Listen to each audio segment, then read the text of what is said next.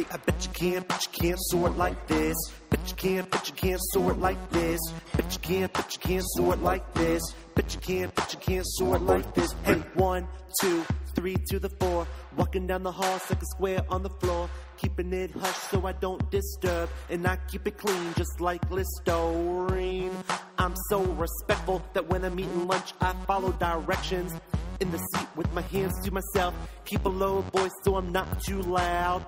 On the bus, not being too goofy. Sitting down, chilling with the homies right by me. Not too loud so I get home safely. Always saying that I can sew a baby. I ain't loopy, I know what the truth be. Soaring in the restroom and being outstanding. My hands get a good wish-washy. And when I leave, I make the toilet go flushy. So every day when I'm at school, I know that I can keep it real cool. By being safe and respectful, outstanding and accountable. I bet you can't sort like this. Bet you can't sort like this. Bet you can't sort like this. I bet you can't sort like this.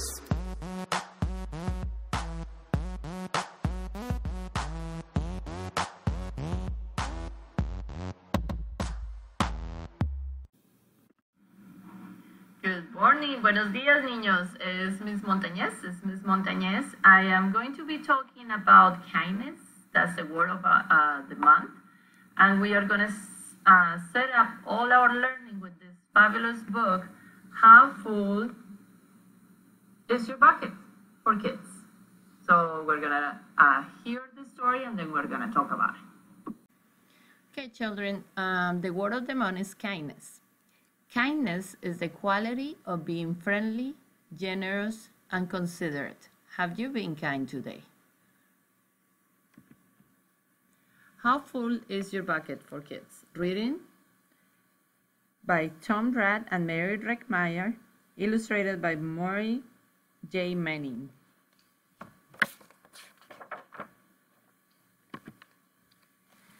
Felix was putting one of the last blocks on his tower when his little sister came in. "I want to build with you," she said. Felix scolded. "Go away, you're too little." "I'm big." "Stay back. You'll knock it over." "I can be very careful." "Go play with your baby toys, Anna."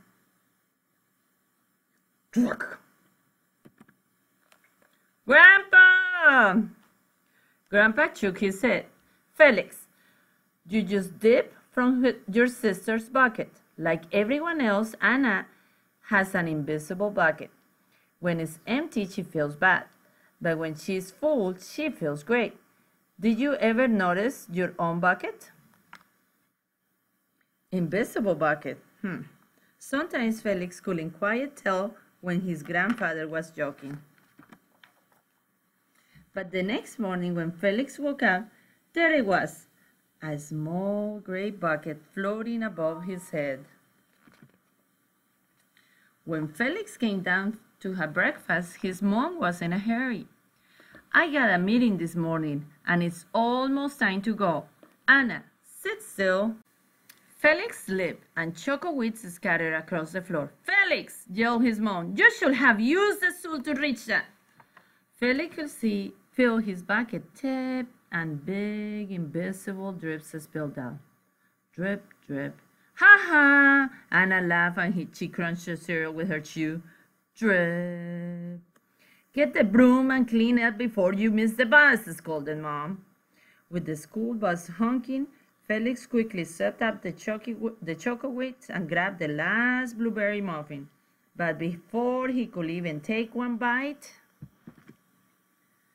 Buster jumped up and grabbed his muffin from his hand. Drip. "Hey, look at Felix's new backpack. My baby brother has one just like it." Drip. Drip. Psst. Felix. Psst. "Watch out, Shrimp." Drip. It was still morning and Felix's bucket felt almost empty. Look how sad he looks, boys and girls. As he watched his classmates walk into the room, he secretly hoped that he would trip and fall. That's what it feels like when you have an empty bucket. He looks so upset, guys. Felix slumped into the seat and waited for something else bad to happen.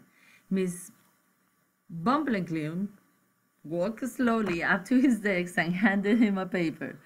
He could hardly bear to look. Felix, you wrote a wonderful story. Would you please share it with the class?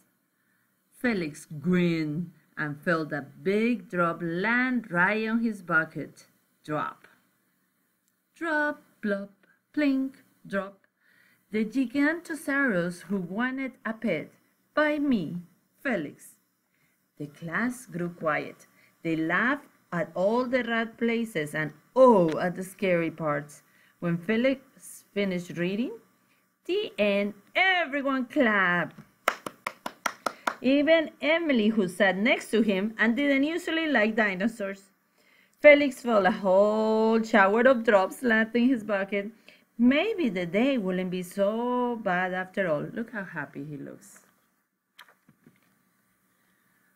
Drop. Team captains today are Veronica and Felix. Drop. Nice cow. It's a dog. Well, nice colors there, Felix. Cool laser ant backpack, Felix. By afternoon, Felix's bucket was nearly full. At recess, when he looked around, Felix suddenly realized that his grandpa was right. Everyone else had a bucket too. Drop. Let me help you. Drop. Here's your baseball catch. Drop. Thanks, dude. Hi, I am Felix. First day? Drop. Yes, I am Amir. Drop. The strange thing was that for every drop he helped put in someone else's bucket, he felt another drop on his own bucket. When Felix burst in the door after school, he shouted, "You were right, Grandpa. I do have a bucket and I understand how it works." Then he saw Anna's turned doll. "Bad dog!" he almost scolded. But then he talked. "Dogs might have an invisible bucket too." "Your dog will be okay, Anna," said Felix. "Mom will fix her." Woo! Until then, do you want to help me build the tallest building in the world with my blocks? And so they did. Oh, boys and girls, I see them both being great at filling each other's buckets. Okay, children, now let's talk about the theory of the bucket and the dipper. Each one of us has an invisible bucket, right? Sometimes it's empty, sometimes it's full, depending what others say or do to us. When our bucket is full, we feel great. When it's empty, we feel awful. Each of us has an invisible dipper. When we use that dipper to fill other people's buckets by saying or doing things to increase their positive emotions, we also fill our own bucket. That really means if you do something nice to somebody or something good to somebody, then you're also helping your own bucket. However, when we use the dipper to dip from others' buckets by saying or doing things that decrease their positive emotions, we hurt ourselves. So if I'm mean to somebody, I'm hurting the person and I'm hurting myself. That's not good. A full bucket gives us a positive, happy outlook and lots of great energy. Every drop in our bucket made us feel better about ourselves. So let's always have a positive outlook, have good energy, smile. An empty bucket makes us feel sad and lowers our self-esteem. I hope nobody has a sad, empty bucket today.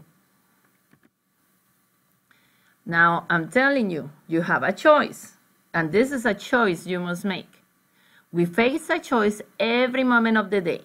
We can fill one another's buckets, or we can dip from them. The choice is yours. It is an important choice, one that will affect our happiness, your relationships, and your well-being. Whenever we choose to fill others' buckets, we in turn fill our own.